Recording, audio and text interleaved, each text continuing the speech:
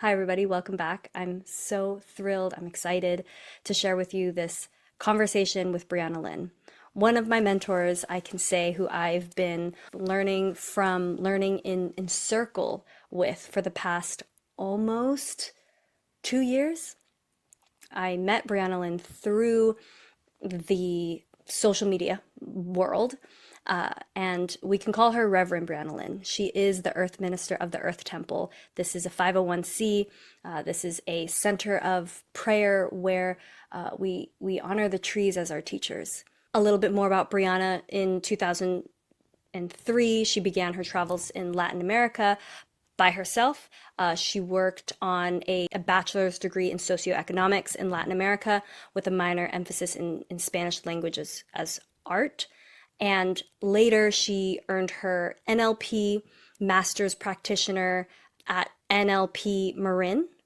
And so this began her first holistic coaching venture. She integrates work from her master's in peace education in the United Nations University for Peace.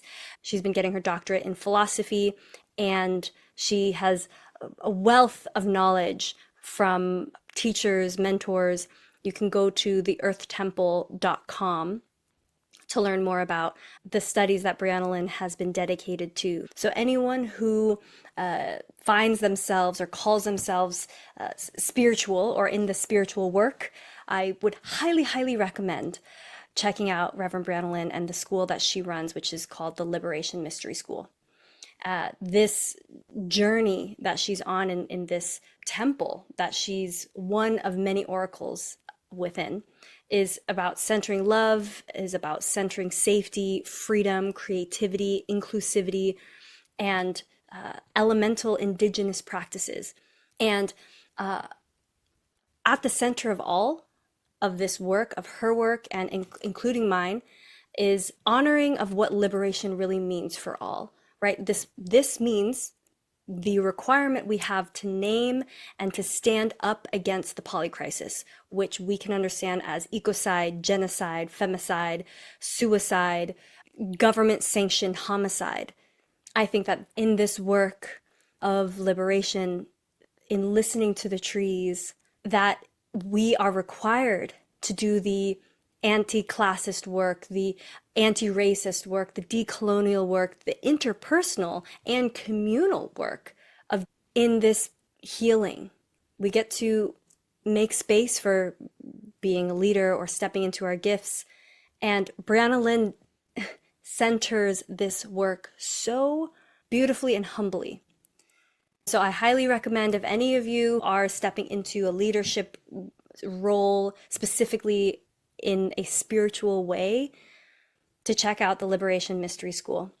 So I'm excited for you to drop into this conversation, and please let us know what comes up for you. I want to know, I want to hear what was activated and alive from this conversation so we can keep it going and continue this ripple effect of positive change for all. I send you so much love and enjoy the conversation.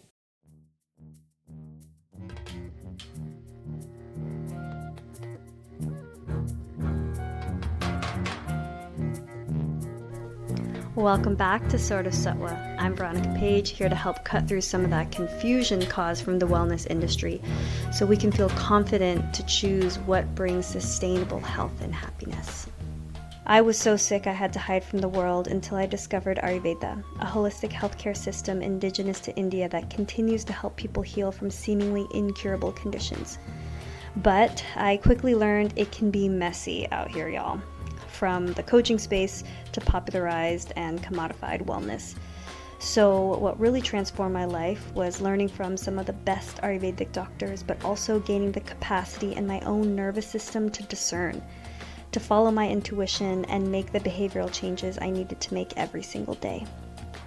Sort of Sattva integrates Ayurvedic principles, somatic relational healing, and conversations with others who are working to move forward in their field in a sustainable and holistic way. Together, we can strengthen our confidence and our intuition to choose what is really going to lead to happiness, health, and becoming truly successful, like FULL. So, if it feels true to you, I invite us to pause and take a deep breath. And let's drop in. Hi, Briana. I'm so grateful to have you here to have a chat and drop in. Deeply, deeply honored to start conversations with you that don't actually have to have an end all the time, or if ever. So thank you for taking the time to be here with me and for everyone who's listening. Be here. I love you. And it makes it a lot easier to podcast or to create some where there's already the love. And yeah, grateful to be invited. And I'll say just a little bit of background around how you and I started to connect and drop in, and how I started to learn from you. Briana has an incredible, incredible space called the Liberation Mystery School. And as the world in front of our eyes is moving through a pivotal, important, found what you're sharing and felt deep connection, a lot of pain and emotions that felt very true and real that I could not at the time verbalize. And so I started to follow you, reached out, joined the Liberation Mystery School, and continue to unravel questions that, again, don't totally have answers completely, but it at the same time feels supportive. So with that context of what you're creating, what you're holding space for in the Liberation Mystery School, can you share a bit of background as to this driving force, as to what brings you online in the ways that you do right now? Thank you. Uh, I I feel like there's this version of me that if the poly crisis weren't happening right now, I would just be living in my witchy house in the woods, farming, doing some like local theater every once in a while, taking care of my babies, and doing my thing. But the poly crisis, the ecocides, the genocides, femicide, state-sanctioned homicide, suicide, slow and quick, is at an all-time high on our planet. Children's slavery is more per capita right now than that's ever been. Fascism is on the rise world around. And if those of us who've been in spiritual practice, who've been healing our bodies, minds, hearts, and souls, been healing generational trauma, sexual trauma, healing. For those of us who've been healing our hearts that we can actually feel and have a right relationship with reality, if we disappear or just become part of the distraction and not name the poly crisis and support the leadership that is needed this time to move through this, I have seen from the trees that human beings will be wiped off the planet. So the reason why I do what I do is because I would love for humanity to be around for the next 100,000 years. We've been around for approximately 250,000 years in some sort of hominid form. Last 100,000 years, we've been in this Homo sapiens sapiens form. And I would love to see us go for another 100,000, if not, who knows, millions, if not into infinity. And it would just be really sad for a frontal lobe species on this beautiful water planet to kill itself off because of selfishness, greed, and evil, living back L-I-V-E-E-L. So while I want to be, hanging out and just focusing on the beauty, there's a lot of brutality on our planet. And if not us, then who? And if not now, then when? And I believe it is our responsibility for anyone who considers themselves on a spiritual path to speak about the poly crisis immediately, daily, constantly, as an act of service to the Great Mother, to the infinite. So that's why I'm doing what I'm doing. Thank you. Thank you. This discussion around beauty, brutality, the reality of being in these kinds of spaces, living, enjoying, creating theater, I experience in my body when you're sharing, they cannot exist in the knowing of the poly crisis. So when you say this relationship to reality, right? Like actually knowing that these experiences are happening, how does one start to balance this beauty and brutality? because personally, going through something like painful illness and this conversation in the health space or holistic health space, the conversation of, oh, you have to focus on yourself to get better and just focus on you. So how does one navigate beauty, brutality, self-healing with everything that's going on? Where would one start? Yeah, it's a great question. And I don't have like a prescription of like, this is what one actually does. The right relationship with reality is the right relationship with life and death. And paganism or earth-based traditions, specifically European indigenous traditions, studied the relationship, lived the relationship of light and dark. And dark only became evil with the rise of Christianity and colonization. So to understand that, to have harmony in the body, mind, soul is about having a relationship with our own inner darkness as much as our own inner light.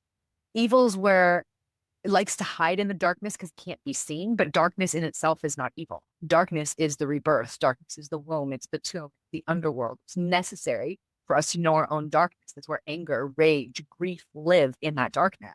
And to have rapport with our darkness means when the light comes, it's authentic.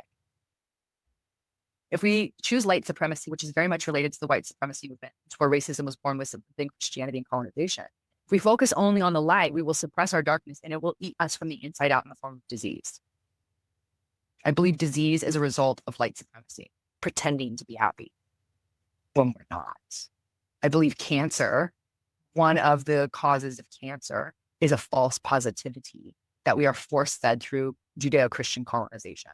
Even if you weren't raised in that, if you're in the United States or you speak English, it was birthed from Judeo-Christian colonization. That language was birthed from Judeo-Christian colonization. So it's baked in to the metronome of this language. The spell casting of our words is inherently white supremacy, white supremacy. So if we're not getting a rapport with our own darkness, our own negative, if you will, emotions, and I say that more like a battery than a bad thing, right? Like the negative side of that battery. The battery needs to be both negative and positive in order to have power. So do you. So do I. And European indigenous, also known as pagan traditions, knew this deeply. And that's why over 3 million priestesses, women, were murdered over 800 years, and why it was illegal to dance, why it was illegal to play a drum, why it was illegal to go into the forest at night. And those are the practices to get in touch with our darkness. Those are the practices to help us understand darkness and get in rapport with our own darkness, because we cannot face the evil on the planet if we're afraid of our own darkness. Our own darkness will overwhelm us if we start to tap into those living backwards. Netanyahu, current president of the United States, coaches who don't know how to speak about polycrisis, that's evil, that's living backward, EVILLIVE. Children in slavery, children being bombed, mothers being separated from their children, immigrants being called immigrants, that's evil. If we cannot get in rapport with our own darkness, we will not be able to face off with people without becoming.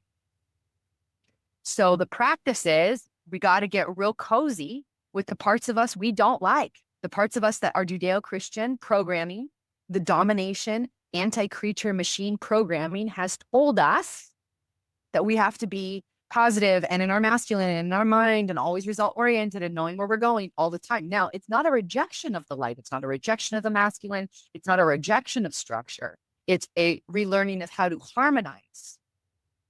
And that requires both light and darkness practices. Go outside at night. Express your anger and rage. Be in rage ritual. That's what I do. In the mystery school, we are constantly visiting our light and dark practices.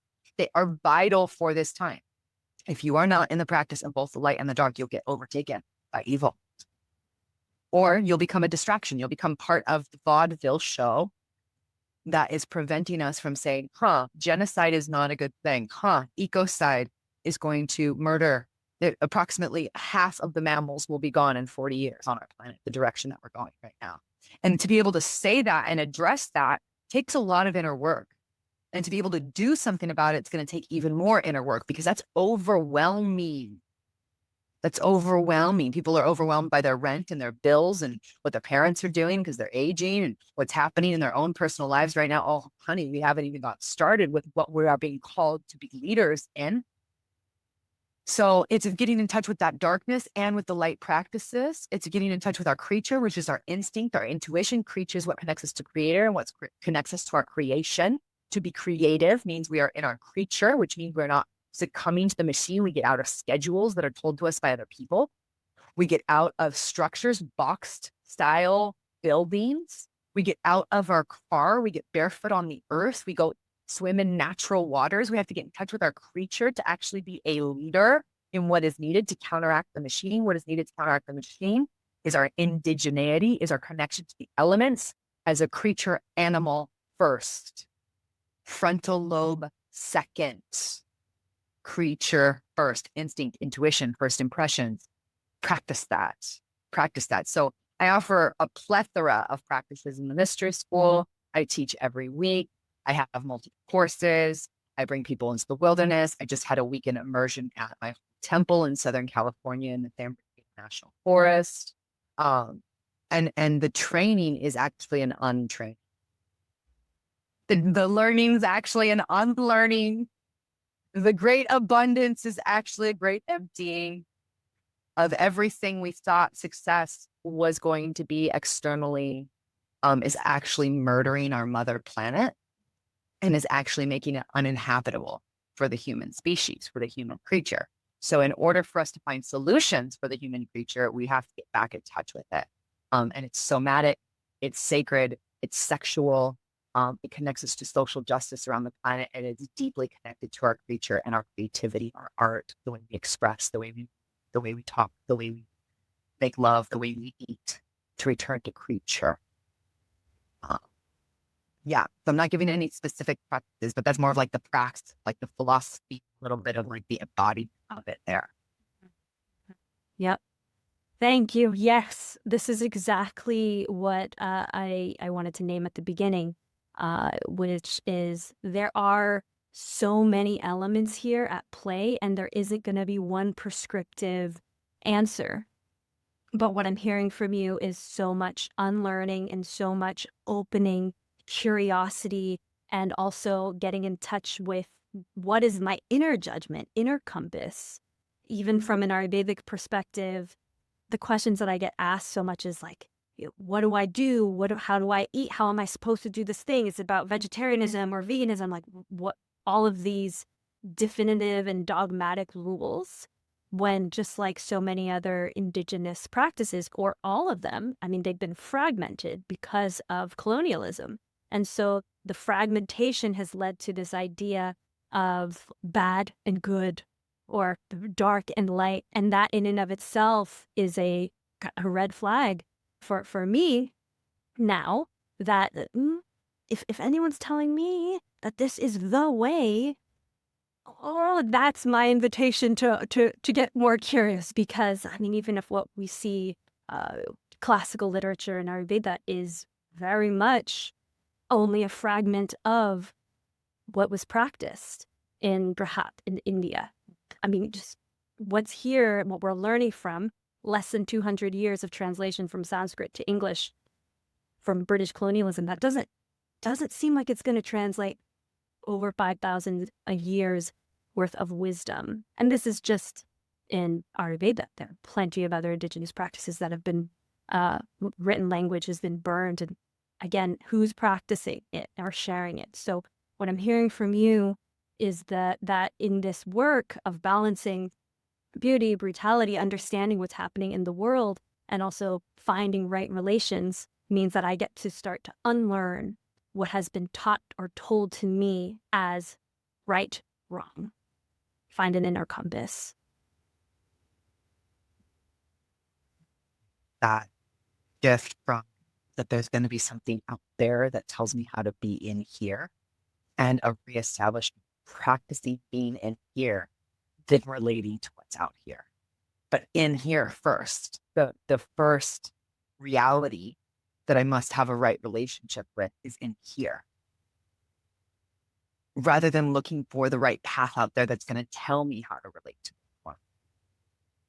And it doesn't mean to not study lineages or not study religion or not study Ayurveda. It just says that to filter it through that practice of the inner relationship first, that we're not meant to be stagnant. We're not meant to be in one way. We're meant to be cyclical beings. We're meant to be understanding and learning in cycles. So there'll be times where we're more devotional. There'll be times where we're more disciplined. And then there'll be times where we need to go left-handed path and like let ourselves fucking live, and to be in that flow and to give ourselves permission to be free.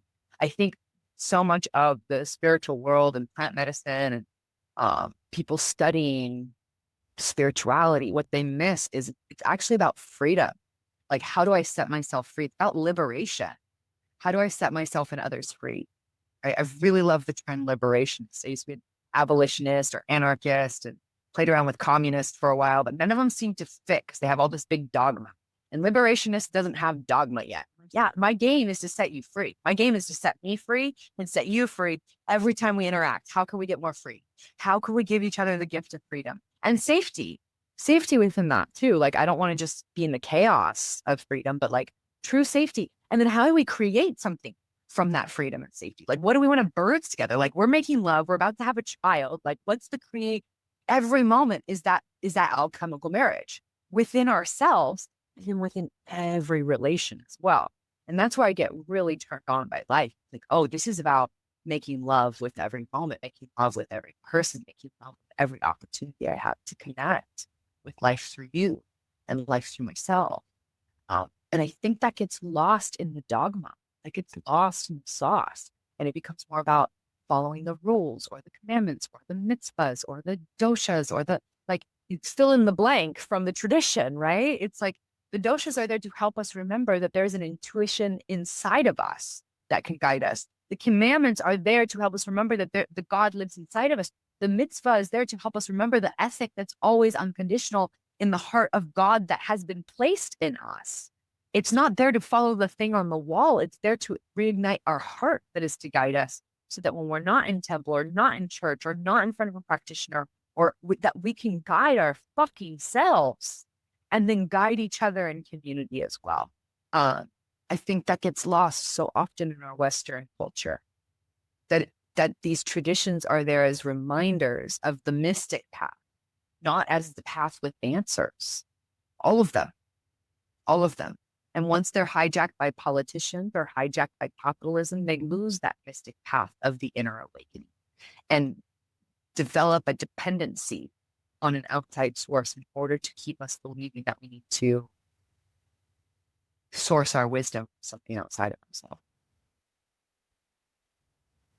This is powerful. What I'm arriving at now with everything that you're sharing is this integration of the wisdom, integration of thousands of years, like you mentioned, of humans being on this planet, of self-study, and just the past 200 years of like even scientific, Western scientific data that we're calling, right? When we have also thousands of years of human data and insight, but delivered in a different way. And so we're building this new way, integrating the realities of the polycrisis and the wisdom from the land, from our ancestors. And we are doing it in a way where we're in this Western world in the US, on Turtle Island, specifically here where we've lost so much of this lineage and people are grasping, right? Like, okay, I need Ayurveda, or I need to utilize these Chinese medicine only. Everyone's kind of scattered because the lineages of this land for a lot of people is not defined, is lost in a way, fragmented. So as we're integrating the wisdom, we're learning, we're in the mystery. Where does the line get drawn of honoring versus appropriating versus integrating? Because we're creating something new, right? We're not going backwards, we're going forwards. This is a question that I ask myself all the time because I know I'm not an Indian living in India, right? I have Filipino ancestry, so climate-wise, land-wise, there is a lot of cellular connection and digestibility to this type of living. But I'm a part Filipino living on Turtle Island, and And so utilizing the principles of this wisdom from Ayurveda looks a different way than Really. an Indian person living in India, right? So what does that look like in this integration to a new way that hasn't existed before? To honor versus appropriate XYZ. Yeah. Love this question. And I'm by no means like the expert or like this is the definition, but I'll share with you what I've worked with. My mentor, Cassandra Faye Floyd, I just want to give a shout out to her and her Temple of Evolutionary Immersion. It's been really helpful for me of defining cultural appropriation because I work with South American medicine. I work with herbs from Europe. I work with herbs from my indigenous lineages, and I work with plants from not from my own indigenous lineages, and how to do that in a good way. So there's 3 P's that I like to remember. There's permission, prayer, and payment. This is how we not appropriate. You get permission from someone directly from the lineage that either has permission from the people whose feet are on the ground from where it comes from, or you get it from the people whose feet are on the ground. You ask them, may I use this wisdom? May I share this wisdom? May I make money from this wisdom? I'm going to be charging people. Is that okay? You'll get just good old-fashioned permission. If you're in someone's house and you want a soda from their refrigerator, just taking it is really fucking uncouth. You ask permission, just like our mommies taught us. It's not that hard. And so many people miss this because they get inspired by the feathers or the beads or the turmeric or whatever. And they think because it's being sold, or they think because it's in a marketplace, or they think because they were gifted it, that automatically gives them permission. No, permission is verbal or written confirmation that you are ready to utilize this and share it in a way that's going to touch other people. Good old-fashioned permission, number 1. Number 2 is prayer. Every time you use that, you name back the lineage of where the fuck it came from. This tradition comes from the Shuar Sakopai in Ecuador, and my teacher Ting Ting handed this Igoro down to me. Every time you pray back to that lineage, you name that name, you say where it's from, you give the cultural context. To be not of a lineage and to be sharing a lineage means that we have the responsibility to give the educational background of where this lineage comes from every time we use it. It's double time. So we're teaching not only the Ikaro, not only the herbs, we're also teaching the cultural and socioeconomic and political context from which this came. If we are not including the cultural, socioeconomic, and political context, we are appropriating something out of the system that doesn't exist in a vacuum. Turmeric doesn't exist in a vacuum. Ayahuasca, yahe does not exist in a vacuum. It exists in a context that has been riddled with colonization, war, and to this day, eco-sociological extraction. And without that context, we are appropriating. So we got permission, we've got prayer, which got a lot of context, and then we got payment. Tithe motherfucking back. 10% is my tradition. I was raised evangelical, born again Christian. You give 10% of the church. Anytime I sit with ayahuasca and I receive any funds for it, 10% of it goes back to my teachers, goes back to the village, goes back to the places that are sustaining and holding this. You pay people. If you're receiving money from traditions that are not yours, give the money back, minimum 10%, minimum 10%. And when I've checked in with elders, Shuar Sekapai, the Yuha Vietnam, the Lakota, I've sat with the Anasazi, I've sat with the Yanawana, the Huni Queen, I've sat with the Guarani from Ecuador and Argentina, respectively. I have asked them about appropriation. And these are the things that I've heard again and again. Not all 3 from all of them, but some version of these responses on how to appreciate and not appropriate. Because cultural appreciation has been around since humans have been around. Nothing is original. Let's just be very clear. Nothing is original. It's all been traded and all been across the lines many times. Colonization is what activated appropriation, which was taking by force someone's food, culture, tradition, people, slavery, and then acting as if it were yours and making money from it without naming back anything. So that's appropriation, is when you take something without permission, you don't name the cultural context, and you don't give money back to where it came from. That's appropriation. If you buy feathers from a seller on the side of the street, my invitation would be to get the story, to ask permission if you may wear them in ceremony, or where do you wear these? Where is it appropriate for me to wear these? Is there a way for me to pay back on a website or something if I'm going to use these feathers to have some sort of power structure over people? These are symbols, especially symbols of high spiritual significance, create a power dynamic energetically in a space. When you wear something that is a sacred object, people will sense a power dynamic. If you're not naming that power dynamic, you are appropriating. So that's my little spiel on appropriation versus appreciation. And this is a combination. My background is in socioeconomics in Latin America. So I speak Spanish and Portuguese. I also speak a little bit of Quechua and Aymara. So this has come from deep study. My master's degree is in peace education from the United Nations University for Peace. I've studied how to educate people and how to receive education from cultures that are different from mine. I'm not perfect. I don't claim to be an expert, but from my research, this is what I've learned about a cultural appropriation versus appreciation. And ultimately, cultural appropriation is what happens when cultural refugees are hungry for their own roots. We've all been disconnected from our indigenous roots. We're all hungry. We need indigenous need. It's not a want. It is a human need to feel belonging on this planet. To feel like I belong here, I would say, is my biggest trauma in this lifetime. I came in feeling, I'm on the wrong fucking planet. This ain't. These are not my people, my family, not my people. This land, not my people. This is not my land. I felt that. And my first 5 to 10 years of sitting in Sweat Lodge and Ayahuasca Yahe and Santo Daime and Bufo and Peyote and Huachuma ceremonies was me searching and hoping that I'd find a leader or a husband or a tribe to take me in. And I did a lot of appropriating.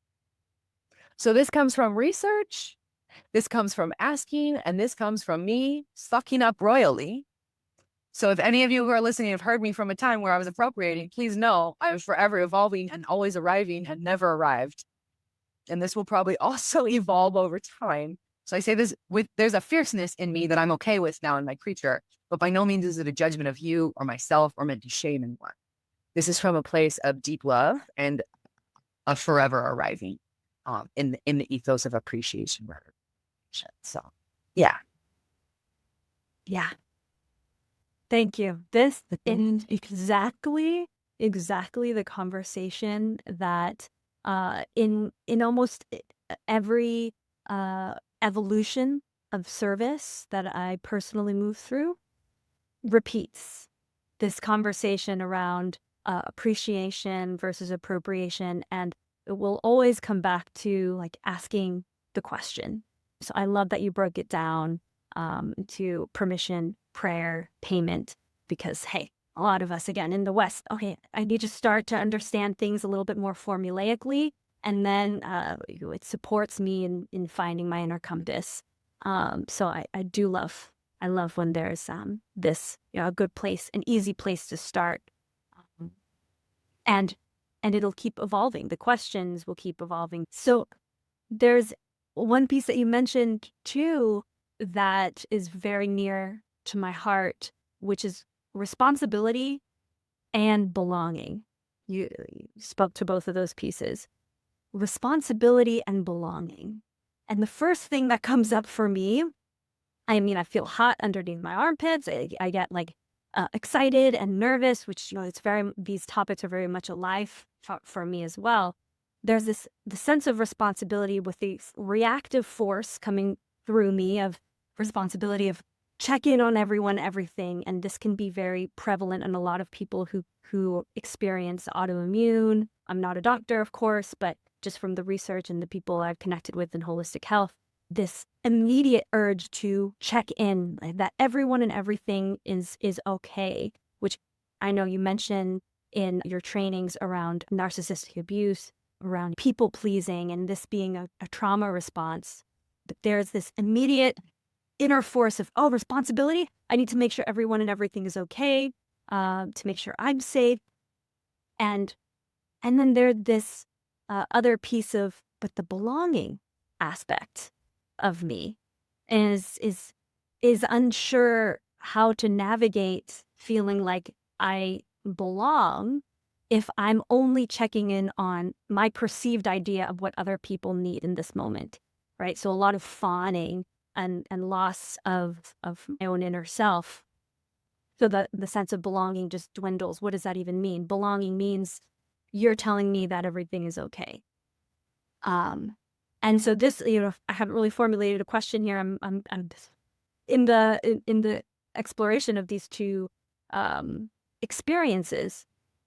So what I'll ask when it comes to navigating responsibility and belonging of a human experience, like a holistic human experience, is there a sensation or some kind of anchor that someone can look into to navigate responsibility and belonging in a good way?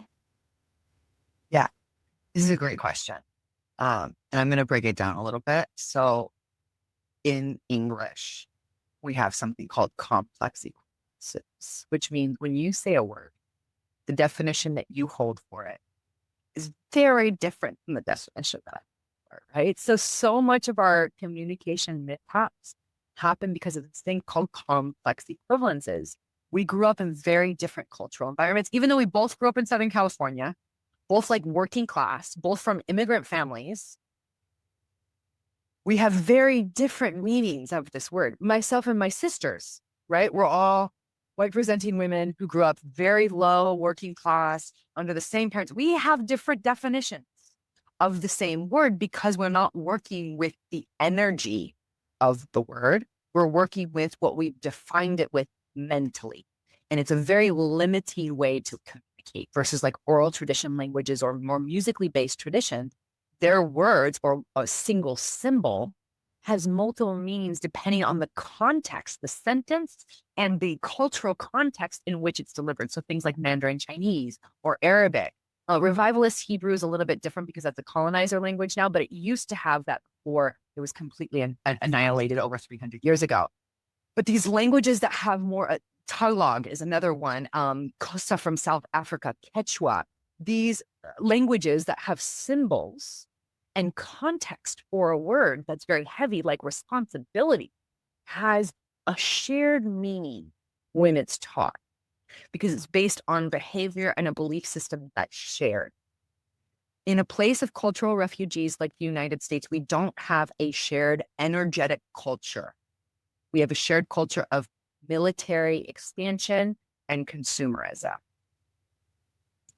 So I want to just start by like, let's come to like a shared definition and then we can move forward from there. Almost like if English were not English, what would responsibility feel like in the body, right? And I like to break it down like the ability to respond. Am I able to respond to this moment without needing to prove anything to you or to myself? That's my definition of response. Can I actually meet the moment, meet you, meet myself with a withness, not power over, not power under, like truly like I'm playing for freedom here. Can I respond to the moment without an objective to prove something right or wrong? That to me is responsibility. My ability to respond to the moment without needing to prove shit. And when I don't have to prove anything, I can actually show up with all of the resources. When we feel like we need to prove a point, or if we feel like righteousness, or we feel like I need to be seen as right, we lose access to resources, internal and external resources. So responsibility is almost like a spiritual and energetic striptease of what we think we should be doing and actually feeling into our body, staying present in the body enough, feeling our toes, feeling our womb, feeling our tits, feeling our face enough so that we can actually respond to the stimulus of life and people around us. That's responsibility versus what you were speaking about, which what I would call more of like vigilance. Vigilante, you know, like I'm holding vigil. I'm like literally seeing what's happening and reacting from a place of, oh no, the ship has a leak. We need to like patch the leak.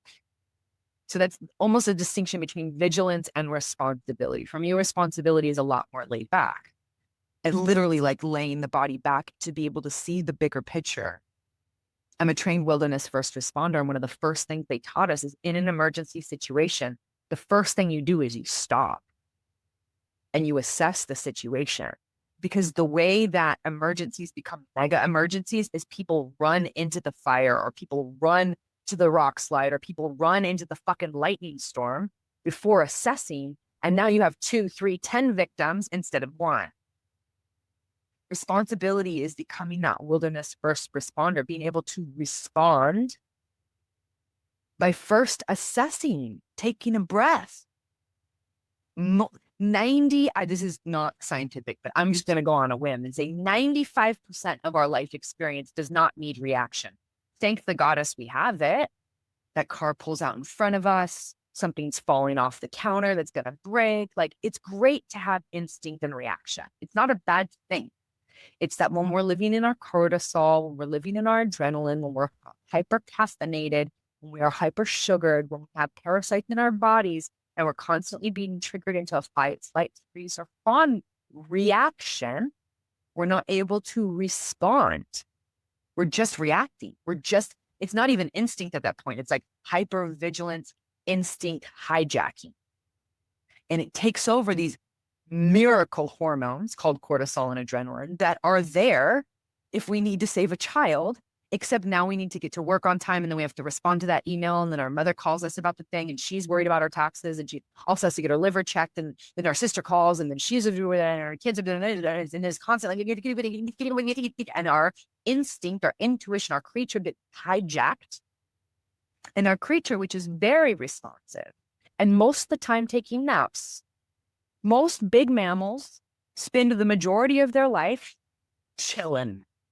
Elephants, mountain lions, wolves, gorillas, they spend like 50 to 70% of their day sleeping, napping, chewing.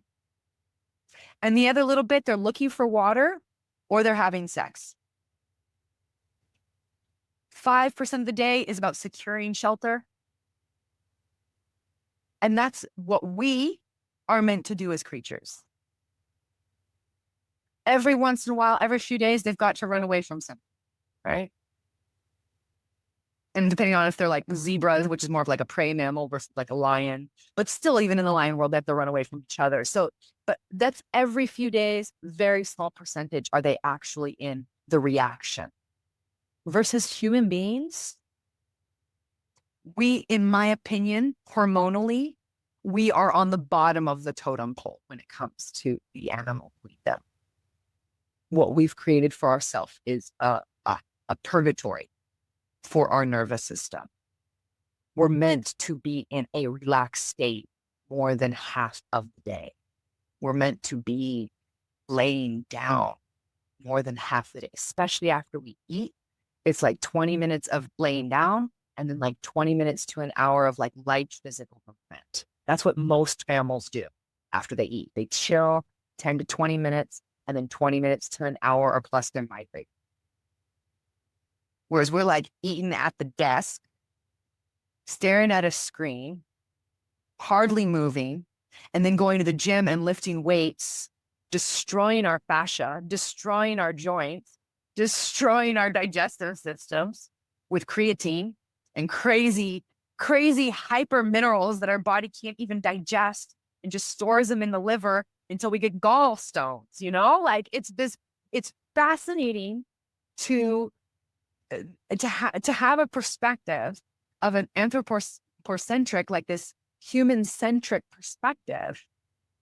When we, in terms of like luxury and rest time, which I correlate, like luxury is actually the amount of rest time that we get to have during the day.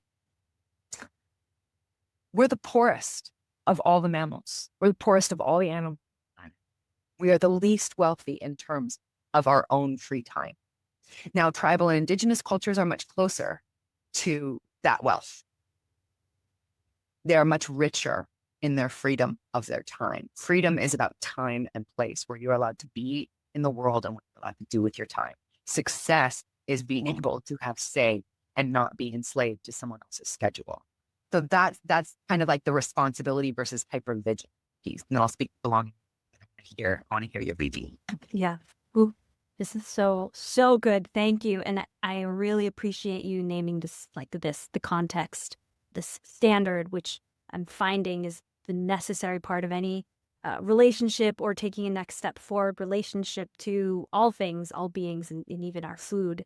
What's the context and the standard of which we're moving forward in together? So I really, really appreciate that. And also this coming around to the sense of success, being able to respond versus react, having this connection to responding and reacting from a way that's grounded, that can see things without needing to protect, hold, control, which I find is very rooted in the type of definition that I had originally, in my inflamed experience that made my armpits, hot and sweaty is, oh, I need to control this thing and to create an outcome when that in and of itself then eradicates the ability to move forward in a whole way together. So really appreciate you where you went with that. Can't wait to hear what belonging that way. Yeah. I think belonging, this word, I love to break down words and like play with the spelling, like play with the spell of the words, like to be longing in and of itself is like a yearning. It's a sad, bittersweet, like Celtic ballad of like belonging. Whereas the word belonging in our translation in like the English kind of like somewhat shared definition is like that we feel like we're supposed to be there. Whereas when I think about belonging and my lack of constantly feeling belonging, when I'm just being longing, I'm like, oh, that's the experience that I've had a lot more than this ideal of like when I have the right partner or when I make the right amount of money or when my parents are finally proud of me or when I'm finally healed or when I don't have sexual trauma or I've eradicated all the whiteness or I'm no longer living in patriarchal capitalism, then I will belong. When I have the farm or when I have the children, then I'll finally belong. And not that I've accomplished all of those things, but I've accomplished different iterations of different things that I thought would give me belonging. And I'm just here to say that the existential mystery angst of being longing is to belong.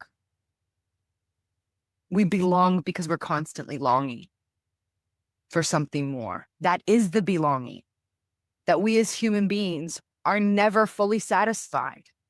And when we can rest in knowing that we will never arrive, you will never get the thing that you think that's going to actually make you feel like you belong, but learning to have a relationship with the longing, with the beingness of constantly longing, that is when we belong.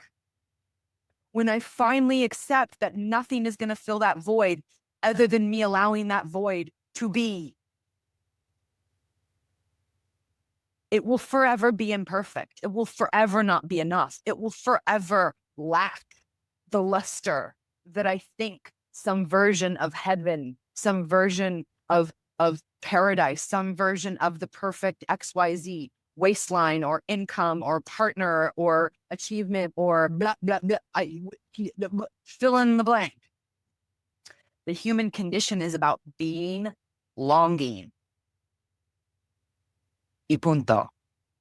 And once we're there, it's kind of like, oh, no matter what I achieve, no matter what's on my wall, no matter how many clothes I have, no matter what house I have, no matter who I meet, there'll be moments where it's like connection and bliss and orgasm, and it feels like all is one, and we're back in the unity that's from a lack of identity. But as long as we're being an identity, there will always be a longing. Always. As long as there's being an identity, there will always be a longing. And you're speaking and you're sharing about this belonging and this longing, and it feels like quite orgasmic to me, actually. I think about the the experience of this like, longing, this inner, almost craving, and this experience that I have felt so intensely for as long as I could remember, for as long as I could experience sensation in my body. Just this like, experience of longing for something. And that in and of itself, I can attach an idea as it's wrong, it's bad, and I'm not that thing until I'm that thing. Or I could experience the radical aliveness of the longing in and of itself. And then the mystery gets to expand. And what I hear from you constantly, and it's so exciting, is that we get to experience the radical aliveness of what all of these experiences, emotions hold. So yes, it comes back around to the very beginning of there isn't the definitive experience of it, which I believe in. There won't be if we're in a human body and we keep, navigating as a physical material, like elemental being here. So thank Be you. is to long. To be is to long. To be is to long. That's it. Briana, thank you. Is there anything else that you want to share? Anything else that wants to come through? Anything at all? Yeah, just a lot of gratitude, clarity in terms of in the infinite perspective and in the finite perspective and in right relationship with reality and the polycrisis that's upon us. Prayers for Palestine right now. Just really witnessing my friends being forcibly starved by the government that I live in, watching a live Holocaust, funded by the US government and endorsed by the Israeli government, breaks my heart. And I say this as someone who's a US citizen, to my Israeli brothers and sisters who are standing against the Zionist demonic entity of hyperconsumption and murderous Holocaust genocidal rampage. Thank you. To my brothers and sisters of Palestine, my soul siblings of Palestine, we stand with you. We love you. We know that Indigenous have been genocided across the ages, especially the past 500 years. And it's horrific to witness. And I want to do more. I also am, my eyes are on Congo. We have 1.2 million children slaves in Congo so that we can have the batteries in our phones, and our computers, and our cars, and the solar panels. And for the increasing of AI, there's more child slaves on our planet right now per capita than ever in human history due to the increase of AI. We have an extreme war in Sudan and Ethiopia that are caused by the extraction of minerals and human trafficking. And this is all endorsed by the current country that I live in. And it's a wild paradox to feel the beauty and also the extreme brutality. I also want to name the situation with so-called immigrants, people who are coming to this country looking for a better life, just like my parents did, just like my family did, just like all people who are white in this country and those who've come here in first, second, third generations to be in this country with hopes of the American dream of what Lady Liberty stands for. And she says, give me your hungry, your poor, your meek, bring them to my shores. People have taken that literally. And it is an atrocity. It's been an atrocity to be a US citizen since 2001. It's when I really woke up, 9/11, and started listening to, at the time, President George W. Bush's rhetoric about terrorists. And it's been a great shame of mine to be a white US citizen. And so part of, I feel like, my spiritual, ethical, and sexual, as a sexual being connected to Mother Earth's responsibility is to name that I believe all beings are one being. And I believe that when generational trauma isn't healed, it comes out as genocide. When generational trauma isn't healed, it comes out as domination. And what we're seeing is a play out of generational trauma, and it must end. And I'm curious on how to stop it on the spiritual, emotional, sensual, and physical levels.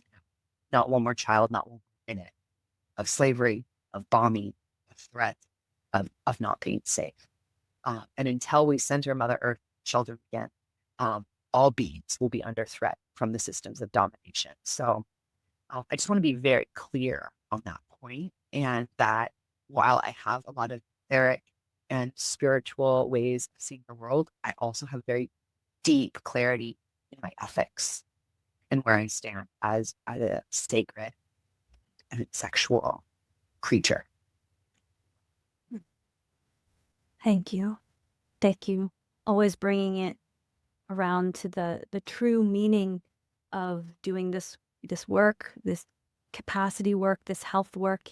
It's not for just us, for me and my body. It's for ending the horrific realities that are occurring all over the world because we are all connected and all beings are one being. Thank you. Free Palestine, free Congo, free Sudan. And if anyone is turned up to what's been discussed here and to be a part of this deconstructing and reintegration of life in this planet in a good way, in a holistic way, I could not speak to Liberation Mystery School enough. Thank you for giving me more agency, vocabulary, energy, clarity around these topics. Forever a student and here to continue to learn. And I'm curious if there's anything else that you want to share of any projects that are coming up around what you just discussed that you'd like to highlight. Yeah, the big thing is the mystery school. We have our gather twice a year at the summer and winter solstices. So we have our summer solstice in-person gathering happening June 19th through 22nd. So if you sign up for mystery school, you'll have an opportunity to be in person with us. We'll be doing rage, grief, pleasure, and organization. We'll be doing some survival training as well. So I'm really excited about that, to be in ritual, to be in pleasure, to be in community organizing, and some survival training. Because I keep getting told from the trees, your first 40 years was interesting. The next 40 years are going to be a lot more about survival. Things are about to radically shift on our planet, the United States, and your network will be your network. So if you want to network with some badass motherfucking witchy magical healers who are interested in talking food and shelter and water and just some baseline learnings that are going to be vital for these next 4 decades, join us. Thank you for what you do. Super grateful to be in community with you. Same.